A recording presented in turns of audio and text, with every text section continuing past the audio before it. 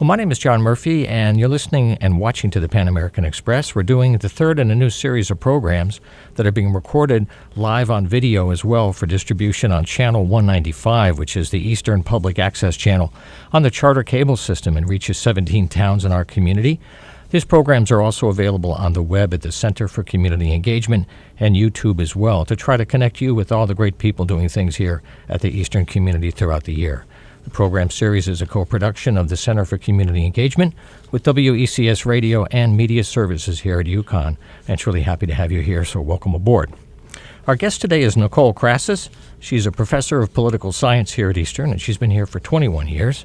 Welcome aboard, Nicole. Good to have you in the studio. Good to be here. Thank you. Okay, now we're here because of the elections 2016, and Nicole and the whole team has put together a great program of special events called Democracy at Work. It's a way to connect to a lot of information and people who have perspectives and points of view to help you figure out how you're going to vote in November. So maybe you could give us an overview before we get into the schedule of how this thing came to be and how you put it together. It's a very extensive program, so congratulations on all the work to make this happen. Thank you. Well, essentially late last semester, I was asked to go to a meeting with the university president and some of her staff and was asked if I could help coordinate something about the election.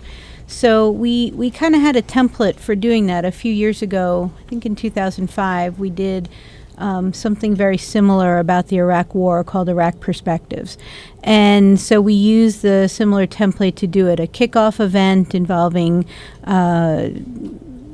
national experts on the issue from different political perspectives, a series of open classrooms and other events, things we're calling now events under tents, things like voter registration or bringing the candidates to campus, things like that. Poetry readings, we hope, and the like. One of the nice things was a faculty member volunteered to create a performance about immigration, since that's been a big issue in this election. Indeed. It seemed like a good thing to do. In fact, I'm happy to announce that I'll be having an interview with people in the Stores area who have taken on a Syrian family. There's a project underway to adopt some families who are displaced, and there's already one family living in our area. They're trying to get a second one in January, and we'll have them on the program to talk about what it's like over here and how they're trying to be as welcoming as possible. Oh, good. Kind of local action here. Mm-hmm. So I know a whole team put the program together. What is your greatest hope for the program when it's all over and people are getting ready to vote in November? What's your highest hope for all these events and conversations? Well, I think that a wide range of people from the campus and the community, the larger community, since all the events are open to everybody, attend. And hopefully they attend with a deeper understanding about issues or other things related to the election, news coverage and things like that. You know, whatever people's political persuasions, I'm sure everybody will think that this year is really over the top and out of the box in every way imaginable, from the primaries all the way through probably to Election Day, with very unusual dynamics and influences that are way beyond our traditional sense of a presidential campaign. Wouldn't you say that's a fair understatement? Well, it is and it isn't, right? Like, on the one hand, yes, in terms of very recent political history, this campaign stands out in part because we have one candidate who's willing to push rhetoric very far in terms of how issues and the like are constructed. But on the other hand, if you look historically back into campaigns, the idea of name calling or typecasting or other sorts of rhetorical tools have been used during campaigns before. Perhaps not, again, in our very most recent memory, but you don't have to go back too far to get some of that. I think if you go back even to the 1800s, there are some wild campaigns. I guess what I was kind of touching on was the role of the media is so exaggerated today and so exploitive in some ways that they're pandering to some of the most sensational remarks to get the most attention. I think they are not asking a lot of hard questions in many ways, and they're certainly not helping us get connected to information beyond the rhetoric that changes every day. They could be doing a much better job, I think, overall. Well, they probably could, but I don't know that the news media has ever spent a great deal of time asking particularly hard questions. I think at specific points in time, the media will ask hard questions, perhaps during the middle part of the Vietnam War, in the later part of the Vietnam War, perhaps during the aftermath of Hurricane Katrina, and a few other instances that we can point to, in between. But in general, I mean, as a scholar of political media, I don't think that most newscasters or reporters spend a lot of time asking hard political questions. Some do, but I don't think they're the ones who are read or watched or listened to the most. Yeah. I think one other thing that makes us unusual in the global level is how we allow the industries of communication to make a fortune off our election process by charging for airtime. Sure. And forcing candidates to raise millions and millions of dollars just to communicate with voters when this could be free airtime, that many countries around the world require that, saying you can operate normally throughout the time, but when election cycles come up, your commitment is to serve the nation, and you have to give time away for free and let everybody avoid the game and just let them make the best case they can. I think we're doing a very poor job with that. Right. And one of the impacts of those state requirements for free airtime is that it tends to shorten somewhat the election cycle, right? So I was just reading an article in the New York Times, I think it was over the weekend, that said that if we look at the point in time from when the first person declared his candidacy for president, I think that was Cruz, it's been close to 600 days that we've had this campaign going on for. That's almost 2 years. Yeah. Right? And that's a very long time, and so people get fatigued, and it also causes the news cycle to be longer. If there was that time, the campaign cycle would be shortened because the candidates would wait until they had access to the free time. Right. Or maybe they wouldn't, but at least they'd have a choice, Yeah. And the voters would be much better served. I was always amazed in a country like England, where they had a prime minister decide it was time to go. I think within 6 to 8 weeks or so, very short time, they had made the big change. They got back to work, and it was over. Right, but those electoral systems are very different to begin with. Yeah, for sure. Calling for elections, we don't do that here. Right. But anyway, I'm just talking about the process, and this is why these kinds of programs here, Democracy at Work, are a way for you to kind of get more information from people who have the time to really drill down on different aspects of this that you may not have time for yourself to really share stuff with you. So I think it would be good for Nicole to kind of take a few minutes to preview the schedule, and also maybe give us a website or a place where people can go to follow up on our conversation to keep track of this immense schedule. Okay, there is a website. Off the top of my head, I don't know the URL, so you'll have to forgive me for that, but I will happily give an overview of the events. And if anybody would like to email me at Krassasn, KRASSASN, at easternct.edu, I will happily answer your questions about the event or send you the link to the website. I'm sorry, I didn't think to bring the URL with me. Yeah. So on Thursday, September 29th, we're going to have a kickoff event. And the kickoff event will be 3 national experts on a panel with a moderator. So the 3 experts are Orrin Cass from the Manhattan Institute. He's Mitt Romney's foreign policy advisor. He'll be there to talk about conservative perspectives on the election campaign. Next will be Tim Murphy from Mother Jones, and he's going to obviously, or maybe perhaps not obviously to people, represent more liberal interests in the campaign. And the third the third panelist is Francesco Pizzato from Univision, and he's been one of their main political reporters, and he's very graciously, even though he's stationed in D.C., or that's where he is most of the time, he's going up to New York for the presidential debate on the previous Sunday. He's going back to D.C., but then he's going to come back up to Connecticut for our event, which we're very thankful that he's willing to come. Yeah, wonderful. And for people who watch the news on Univision, I think he'll be familiar to you because I think he's one of their main political reporters. And the moderator for the panel will be Lucy Nalpathanchel from WNPR. Our great public station right here in Hartford. Excellent Yes. station. A lot of good information programs there. Yeah, and she has her own show from 9 to 10, 4 days of the week on the station. That's right. It's called Where We Live. John Dankowski had that for a number of years, and she's keeping that going. Some good information programs there at 90.5 FM. And the event, by the way, is in the Faculty's Art Center. It's the Fine Arts Center at room 103, and that's Thursday, September 29th at 7 p.m. Okay, so then the following week, starting on Tuesday is the vice presidential debate. So we're going to have an open viewing. I believe that's in the Student Center Theater. I will be there, and hopefully another colleague from the political science program too.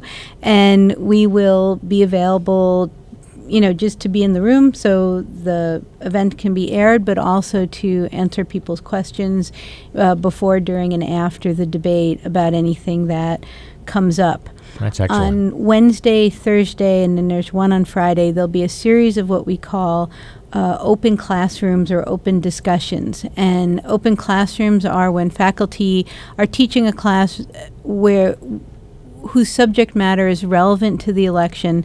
They're going to move to a larger room, open the discussion to anybody who wants to attend, so students from other courses, people in the community, whoever wants to attend, to come and sit in on the discussion for that day. And we have a range of topics from how to make sense of the media coverage we do get, the role of social media and what that's meant, discussions of political rhetoric and all kinds of things, including a discussion about support for science in national politics. There'll also be a performance on Wednesday evening and Thursday afternoon about refugees and immigration.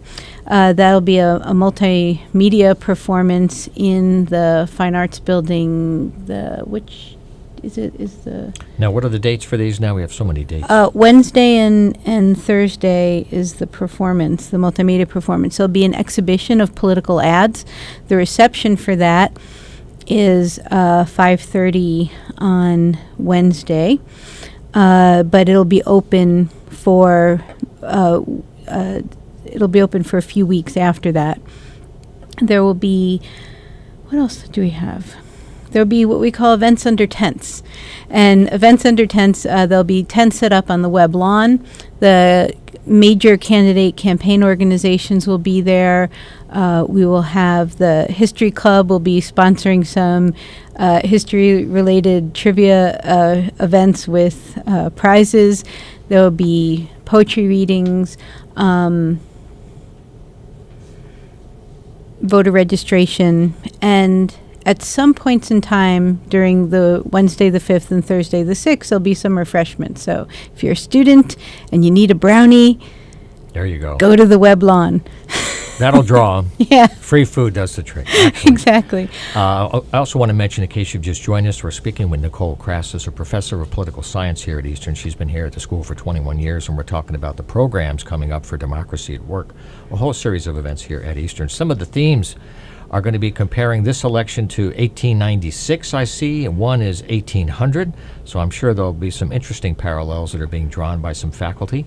There's also a thing on protest music in the 60s and 70s, issues of endangered species, and gender issues and the election as well. So I can see you're looking at this through many, many different lenses. And there's also a student debate. Can you talk about that? Yes. Okay. So that's going to be. We are in the process right now of recruiting the students. We have some. Okay. Basically, we're hoping to have a student for the two major party candidates and the two third-party candidates that are on the bulk of the ballots. And a student will represent each of them in a debate moderated by, I believe, Harrison Brooks, the president of student government. And that'll be at 3 o'clock in the Johnson Room on Wednesday the 5th. So that'll be part of our university hour. But that event, too, is open to the public. If anybody would like to attend, they're invited to please come. Now, you have something at night that day, which is called a Multimedia Immigrant Project. Yes, that was the performance I was talking about.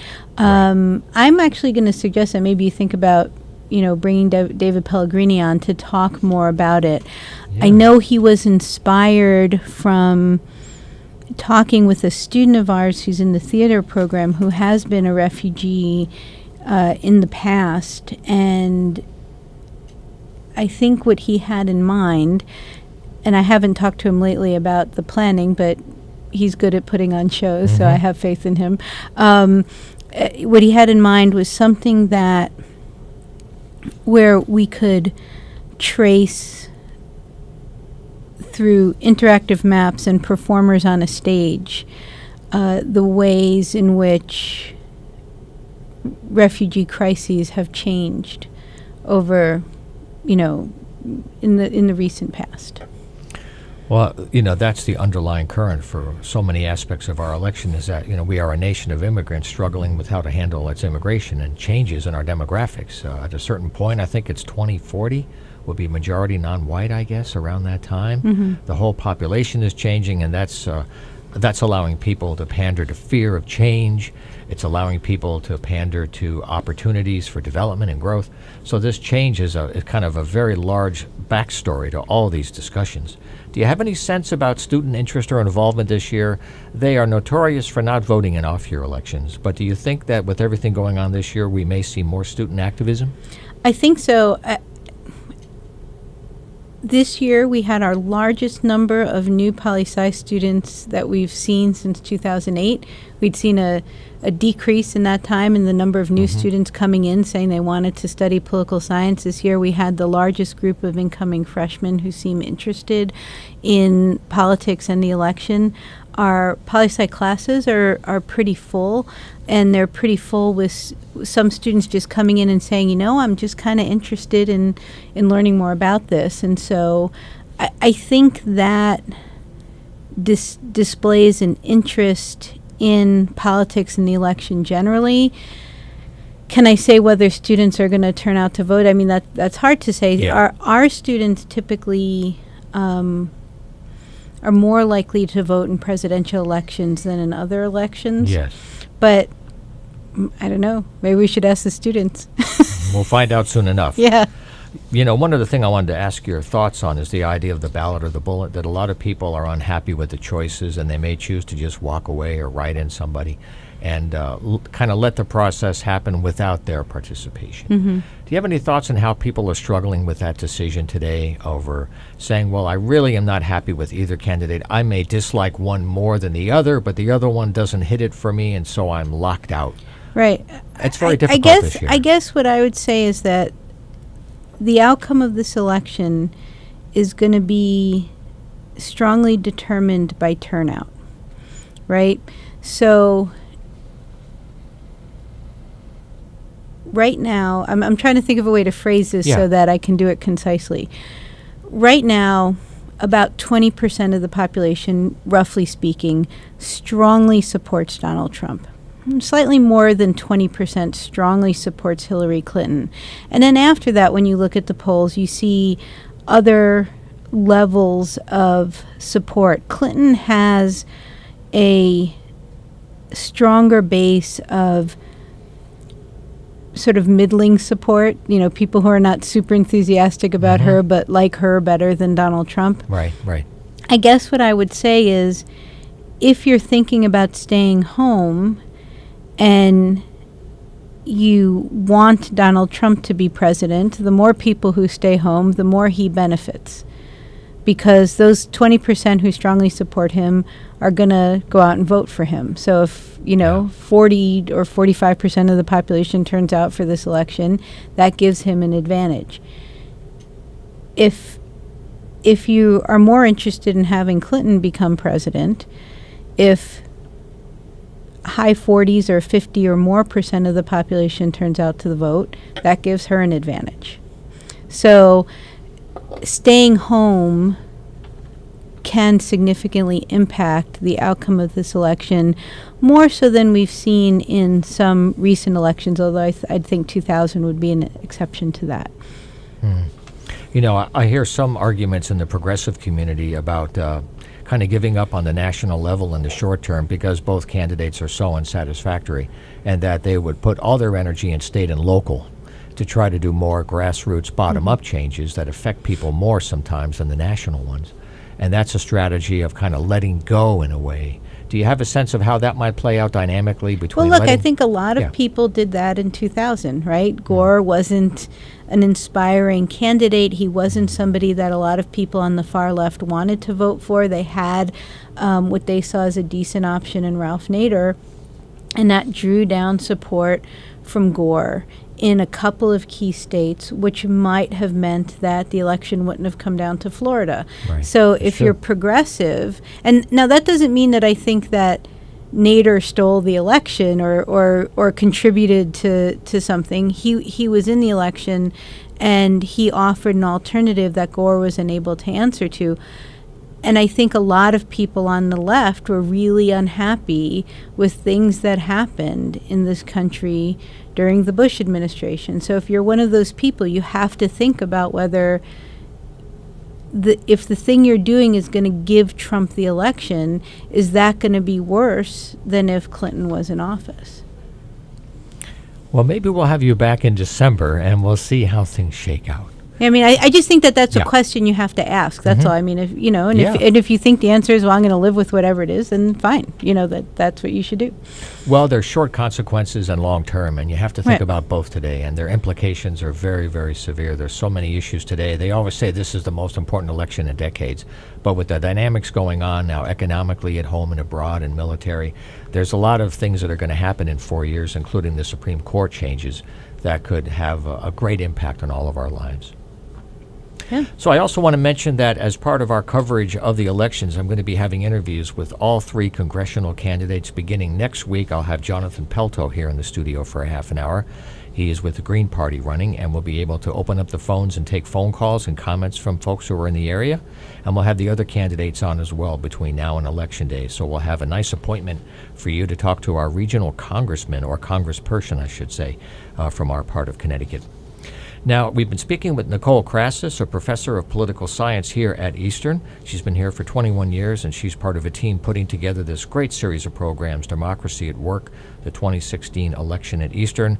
I know we're going to have some announcements here on the radio station to kind of give extra exposure to all these events happening, and also we'll connect you to the website that Nicole mentioned so you can have a copy of the schedule and find a way to participate. These are open to the public. Anybody can join us. It all starts Thursday, September 29th at 7 o'clock in the Fine Arts Center at 103 is the room number. That's the big panel discussion about the elections. So, Nicole, are there any last thoughts you have about your hopes for this, or some thoughts you had from people putting this together about their hopes for the success of this program? Well, I think as faculty, we're hoping that our contribution is that the people who partake in the events are more informed, better able to understand the media coverage and the things put out by the campaigns, and are better able to navigate the information environment about the election. Okay, well, I wish you a great success. I thank you for all the work you've done to put this together, and we look forward to continuing our conversation. Okay, thank you very much. Okay. In case you've just joined us, this is the third part in a new series of programs that we're doing here at Eastern with Channel 195, WECS, and the Center for Community Engagement working together on these programs. We thank you very much for joining us. We'll have more programs in the future all throughout the year. And if you'd like to be a guest, if you have some contributions you'd like to make, this is an open door. Just contact me here at WECS. I'm on the air with Pan American Express on Tuesdays from noon to 3. We have usually 2 or 3 guests a show. Most are on the radio, but in this case, thanks to media services, some of these are on TV as well. So we'll look forward to seeing you next time as well. We're going to get back to the music now and continue our program with one more track from Mose Allison. Enjoy.